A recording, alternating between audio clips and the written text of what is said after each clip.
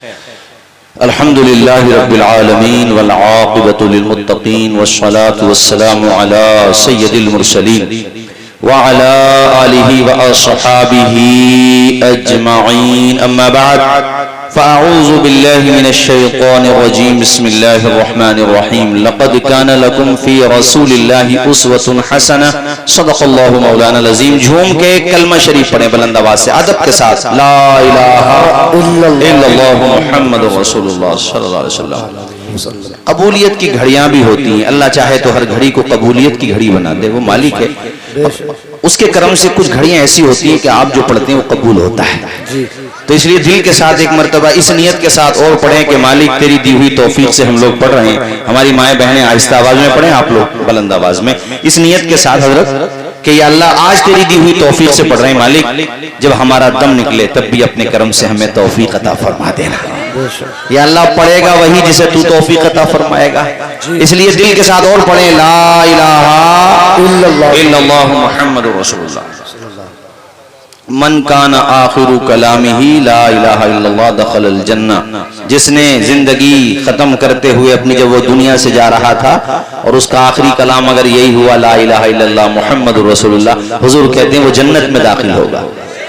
इसलिए तीसरी दफा और पढ़ा रहा हूं, बुलंद आवाज से पढ़ें ला इलाहा इल्लल्लाह मुहम्मदुर रसूलुल्लाह सल्लल्लाहु अलैहि वसल्लम। अब एक मर्तबा दुरूद शरीफ और पढ़ें, उसके बाद फिर मैं गुफ्तगू शुरू करता हूं। बुलंद आवाज से पढ़ें अल्लाहुम्मा सल्लि अला सय्यिदिना मौलाना मुहम्मद मादनिल जूदी वल करम व अला आलिहि व सहबिहि व बारक व सल्लम सलातु व सलामुन अलैका या रसूलल्लाह। हजरात, मैंने जो आयत पढ़ी है, अब हमें देखो, अब हम बैठे हैं तो इधर, हाँ माशाअल्लाह, ये रिश्ता मोहब्बत कुछ इस तरह निभाओ, कुछ हम कदम बढ़ाएं, कुछ तुम कदम बढ़ाओ।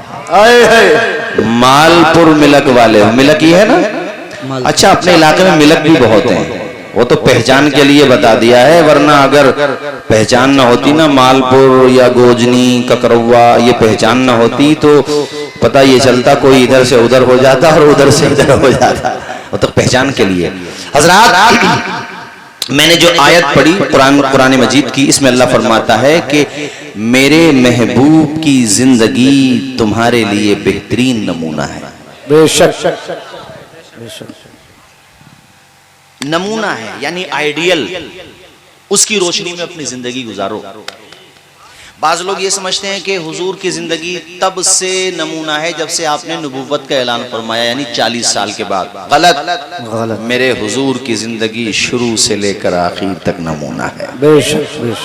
माँ के शिकम में आए, नमूना है। बेशक। दुनिया में तशरीफ लाए, इस शान के साथ आए, यार आज तक न कोई पैदा हुआ है, न हुआ था, ना होगा। अकीदा है तो बोलते रहो, ना होगा। अरे जिनके आने की खुशखबरियां नबियों ने दी, रसूलों ने दी, प्रूफ है, मैं विदाउट प्रूफ नहीं कह रहा हूं, इसलिए बगैर किसी डाउट के कह रहा हूं। प्रूफ है मेरे पास, नबियों ने बशारत, और कुरान शरीफ से सूरह सफ और 28वां पारा आयत नंबर 6, हजरत ईसा अलैहिस्सलाम ने तो नाम भी बताया।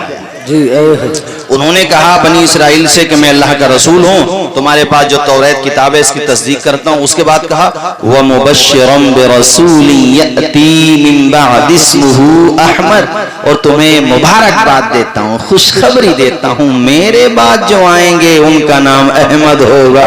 सुभान अल्लाह, सुभान। अभी आए नहीं है, तवज्जो यार, पढ़े लिखे लोग लगे मुझे, आप 2 मिनट में मुझे जहनों का अंदाजा हो जाता, क्योंकि रोज का मेरा यही काम है। वैसे तो साइकोलॉजिस्ट नहीं हूं, मगर मैं जलसों का माही हो गया हूं, मुझे अंदाजा हो जाता मजमा किस तरह का, आपकी गुफ्तगू, आपके चेहरों के आव भाव से मुझे अंदाजा हो गया कि आप सुलझे हुए लोग हैं और गुफ्तगू को समझ रहे हैं।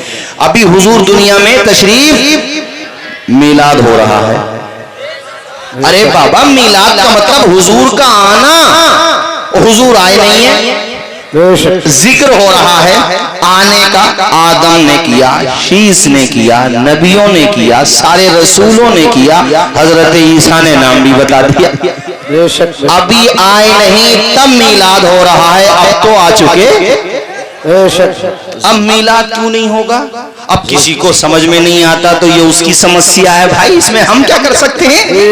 भाई कोई ये कहे कि इसका सबूत कहाँ है, तो हम कहेंगे भाई तेरा भेजा कहाँ है? तेरा ईमान कहाँ है? तुझे सबूत ही ना मिला, तूने कुरान में पढ़ा ही नहीं। माफ कीजिएगा, हकीकत के एतबार से तो अल्लाह बेहतर जाने, मगर ये बोली अच्छी नहीं है कि हुजूर के आने के बाद पहचानना बंद कर दिया। ये तो कुरान में सूरह बकरा में आयत नंबर 89 में यहूदियों की पहचान बताई गई है कि यहूदी ये वो थे कि हुजूर के आने से पहले, जब ये ठीक थे, मतलब समझ गया मेरा, जब ये ओके थे, जब ठीक थे, तो इनके बारे में कुरान कहता है यस्तफ्तिहून अलल लदीन कफरू, आयत नंबर 89 बताया मैंने, नोट कर लें। और यूट्यूब पे सुन करके किसी को भी गुमराह मत हो जाया करो। जी जी जी। जैसे बाज लोगों ने क्या किया, वो मैं दैनिक जागरण अखबार में पढ़ रहा था, एक आदमी की रिपोर्ट छपी कि उसने अखबार, उसकी कोई तबीयत खराब हुई तो अपनी तबीयत, जो भी तबीयत खराब की, उसकी जो भी परेशानी थी, वो परेशानी यूट्यूब पे लिखी और लिखा मुझे इसकी मेडिसिन चाहिए। तो वो मेडिसिन आ गई, मेडिकल स्टोर से खरीदी, खाली तो चली गई दुनिया से, क्योंकि विदाउट एडवाइस खाई डॉक्टर के। पहले डॉक्टर का मशवरा, जोर से बोलो, मशवरा लेना चाहिए। चूंकि उसने यूट्यूब पे दवा देखी, खाली तो चले गए, जान से गए। ऐसे ही यूट्यूब पे कोई बात सुन लो तो माहिर उलमा से भी पूछो, उधर जान गई है, इधर ईमान जा सकता मेरे लाल। हाँ, समझ रहे हो कि नहीं? दीन की बात वो बताए जो अहले इल्म हो, जो इल्म वाले हो। इंजीनियरिंग करने वाले दीन क्या बताएंगे बेचारे? भाई जैसे हम इंजीनियरिंग नहीं जानते, बात आई समझ में, ऐसे ही वो दीन भी नहीं जानते। हाँ, जानने की कोशिश करना चाहिए, इसीलिए रॉन्ग नंबर ज्यादा लगाते हैं, कौम को गुमराह करते हैं, खुद भी गुमराह हैं, कौम को भी गुमराह करते हैं। हजरात तवज्जो फरमाइए, यस्तफ्तिहून अलल लदीन कफरू, अल्लाह कहता है कि तुम तो वो हो, अल्लाह कहता है ये लोग तो वो हैं कि जब मेरे महबूब नहीं आए थे तो मेरे महबूब के नाम का वसीला लेकर कुफ्फार के खिलाफ अल्लाह से मदद चाहते थे। यानी नबी का वसीला लेकर क्या कहते थे? अभी हुजूर आए नहीं थे, वो क्या कहते थे? कहते थे अल्लाहुम्मा अंसुरना अलैहिम बिन नबिय्यिल मबऊस, या अल्लाह तू हमें कामयाब कर दे आने वाले नबी के सदक़े में। सुभान अल्लाह, सुभान अल्लाह। फलम्मा जाअहुम मा अरफू, ये मा मौसूला है, मा अरफू फलम्मा जाअहुम मा अरफू, और जब वो आ गया जिसे ये जानते थे। कैसे जानते थे? अपनी किताबों में पढ़ा था, तौरात में पढ़ा था, जनाबे वाला इंजील में पढ़ा था, ज़बूर में पढ़ा था, उनका तज़किरा इनाम किताबों में पढ़ा था, उनको जानते थे, आखिरी नबी की निशानियां जानते थे, पहचानते थे। और जब वो आ गए जिन्हें ये जानते थे, कफरू बिही, तो उनका इनकार कर दिया। इनकार करना चाहिए था कि मानना चाहिए था? तो इनकार करने वालों के रास्ते में मत चलो, मानने वालों के रास्ते पर चलो। और झूम के मेरे साथ पढ़ दो तमामी लोग, रिफ़अत की मंजिलों से हटाया न जाएगा, रिफ़अत की मंजिलों से हटाया न जाएगा, ऊंचा जो उठ गया है गिराया। सुभान अल्लाह, सुभान अल्लाह। ये वो चराग जिसको खुदा ने किया रोशन, फूकों से ये चराग बुझाया। सुभान अल्लाह, सुभान अल्लाह। इधर से तो नारे बहुत लग गए, जरा मजमे में से भी तो कोई दीवाना हुजूर की मोहब्बत में नारा लगाए खड़े हो गए। अरे शर्माओ मत, मजमे में से लगाओ, कोई भाई खड़े होकर लगा दो। अल्लाह या रसूल अल्लाह, अल्लाह महबूब भाई, या अली, महबूब भाई प्यारे हो, काम भी प्यारा है और मामा भी तो बड़ा प्यारा है। अल्लाह खुश रखे। मेरा हाथ मत चूमो, माँ बाप जिंदा हैं, माँ बाप के हाथ चूमो। घर से जब भी निकलो माँ का हाथ भी चूमो और बाप का भी चूमो। और फिर मुनव्वर राना साहब के ये 4 मिसरे सुन लो कि हमारे कुछ गुनाहों की सजा भी साथ चलती है, अब हम तन्हा नहीं चलते, दवा भी साथ चलती है, अभी जिंदा है माँ मेरी, मुझे कुछ भी नहीं होगा, मैं घर से जब निकलता हूँ दुआ भी साथ चले। जिंदाबाद, जिंदाबाद। वाह वाह बहुत अच्छे। हमारे बड़े बूढ़ों के चेहरे पे मुस्कुराहट आ गई यार। नाजिम रजा खलीली साहब कैसे मुस्कुरा रहे हैं बड़े बूढ़े, इनकी दुआएं ले लो। अच्छा माशाल्लाह, ये हमारे अजीजम, अरे यार हम बड़ा जीशान, ये बड़ा मेरा बड़ा करीबी है, मगर जो ज्यादा करीब होता है ना ये हमारे जीशान। तुम्हारा गांव कितनी दूर है यहाँ से? 10-12 किलोमीटर मंसूरपुर ना। हाँ, नाम का जलसा कहाँ है वो बताओ मुझे, मैं बता दूं इन लोगों को। आ रहा हूँ मैं इनके गांव में भी, जलसे में नाम पूछ लिया, उन्होंने नाम नहीं बताया, ज्यादा भारी दिखे गांव का नाम। तलवार शहबाजपुर के पास है, आ रहा हूँ मैं। अरे तारीख भी मुझे याद नहीं रही, जो भी तारीख है तारीख भी इनसे पूछ लियो। मुस्कुरा के बोल दो सुभान अल्लाह, सुभान अल्लाह, और जोर से बोलो सुभान अल्लाह, सुभान अल्लाह। तो हाथ हमारे चूम लिए तुमने, मगर नहीं हमारे मत चूमो भाई, अपने माँ बाप के चूम। जी बेशक। अरे दुआएं लो माँ बाप की, और ये माँ बाप को जो इज्जत मिली नबी के आने के सदक़े में मिली। बेशक। और ये हमारी माएँ बहनें जो बैठी हैं, इनको भी बताऊं, तुम्हें भी जो इज्जत मिली वो नबी की चौखट से मिली। सम्मान मिला नबी की चौखट से, इज्जत मिली नबी की चौखट से। और तुम में से कोई यतीम बैठा हो ना, बाप का साया सर से उठ चुका हो, तो वो भी कलेजे पे हाथ रख के कहे या रसूलुल्लाह मुझे भी इज्जत आपकी चौखट से मिली है। जी बेशक बेशक। ए कमजोरों, गरीबों, दबे कुछ लो, वंचित समाज से जुड़े हुए लोगों, जो कुछ भी मिला नबी की चौखट से मिला, और अमीरों को भी वहीं से मिला है। तर्ज जिंदगी के जीना किस तरह से चाहिए, ये कह लो कि जिसको जो कुछ मिला वो नबी के, कौन देता है देने को मुंह चाहिए, देने वाला है सच्चा नबी। हमने जो आयत पढ़ी थी उसका तर्जुमा ये था कि हुजूर की जिंदगी तुम्हारे लिए बेहतरीन नमूना है। क्या कहा? बेहतरीन। अभी तो वो पालने में ही थे, और हलीमा सादिया ने जब दूध पिलाया था तो हुजूर ने एक तरफ का दूध नोश फरमाया, दूसरी तरफ का नहीं पिया। क्यों बताओ?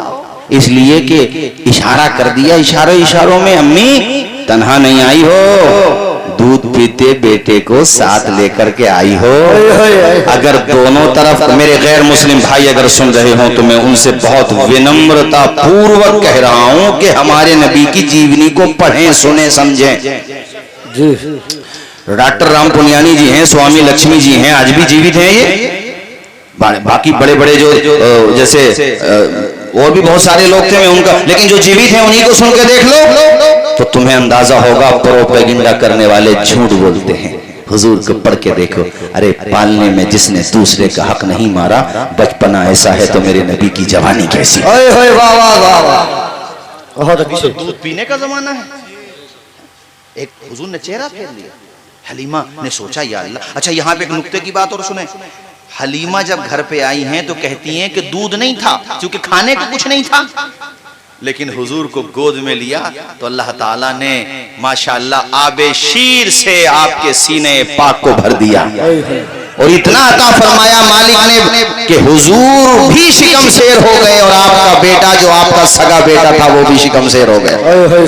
नबी ने इशारा दे दिया, अम्मी हलीमा अगर दोनों तरफ का दूध नोश करूंगा तो मेरा रजाई भाई तुम्हारा सगा बेटा भूखा रह जाएगा। मोहम्मद किसी को भूखा रखने नहीं आए हैं, शिकम से पत्थर बांध के भूखों को खिलाने आए हैं। सुभान अल्लाह। अब इससे तुम्हें भी तो पैगाम दिया है, मुझे भी, हम सबको, कि कभी किसी का माल ना हक ना दबाओ। अपने गांवों में सबसे बड़ी कमजोरी यही है, मुझे यहाँ का तो नहीं पता, लेकिन यहाँ भी होगा कि आपस में झगड़ा मेंढ का। घर में अगर मिसाल के तौर पे किसी का घर टूट गया, मुनहदिम हो गया, या वो दोबारा बनाना चाहता है, तो जब नींव पड़ती है इतने पे नहीं, इतने पे। जी मुझे यहाँ का नहीं पता, लेकिन होता है। वो किससे? पड़ोसी से। जी। अरे यार हजरत सगे भैये से, अरे इतनी थी, अरे इतनी थी, अरे छोड़ देना अपने भाई के लिए। जी जी। सर फोड़ के कोर्ट कचहरी में जाएगा तो उठा के आएगा कई लाख मूंछों को ताव देखो, दूंगा नहीं, वहां दीवान जी के डंडे घारिया कर दूंगा। जी भाई देखो, चाहे बुरा मान जाइए, मैं तुम्हें नहीं कह रहा हूं, मगर होता है गांवों में। यहाँ का नहीं पता मुझे क्या हाल है।